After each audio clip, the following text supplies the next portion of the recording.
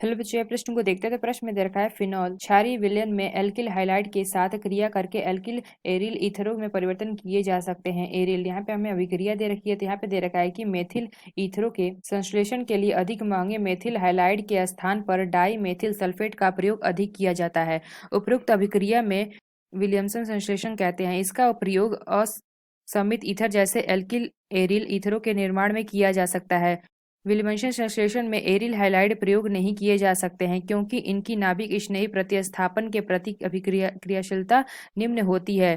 किसी भी alkyl aryl ether के निर्माण के लिए अभिकारकों के दो संयोजी होने चाहिए, परंतु इसमें एक संयोजी प्रभावशाली नहीं होता है। तो यहाँ पे हमें तो यहाँ से अगर हम देखें तो यहाँ पे हमें दे रखी है अभिक्रिया। तो यहाँ पे अभिक्रिया अगर हम देखें तो ये हमारा क्या होता है, एक हमारा जो पथ बी है ये हमारा क्या संभव नहीं होता है, लेकिन हम पथ ए देखें तो ये हमारा क्या तो संभव होता है। तो यानी अगर हम देखें हमारा क्या होता है, पीछे से आके यहाँ पे अटैक करता है, यानी हम कह सकते हैं यहाँ पे हमारा क्या होता है SN2 अभिक्रिया का ये हमारा उदाहरण। यानी अगर हम देखें प्रश्न में से क्या पूछा गया कि एथिल ब्रोमाइड सोडियम मेथॉक्साइड के साथ क्रिया करके एथिल मेथिल ईथर बनाता है, यह उदाहरण है। तो यहाँ पे चार विकल्प दे रखा है। पहला में क्या दे रखा है SN2 अभिक्रिया का, दूसरा दे रखा है SN1 अभिक्रिया का, तीसरा क्या दे रखा है योगात्मक अभिक्रिया का, चौथा दे रखा है विलोपन अभिक्रिया का। तो आइए मुख्य अवधारणा की चर्चा करते हैं। मुख्य अवधारणा, तो यानी अगर हम देखें तो यहाँ पे क्या दे रखा है एथिल ब्रोमाइड। तो यानी अगर हम देखें तो एथिल ब्रोमाइड का हमारा सूत्र क्या होता है, तो ये हमारा क्या हो जाएगा CH3CH2 और Br, ये हमारा क्या हो जाएगा एथिल ब्रोमाइड।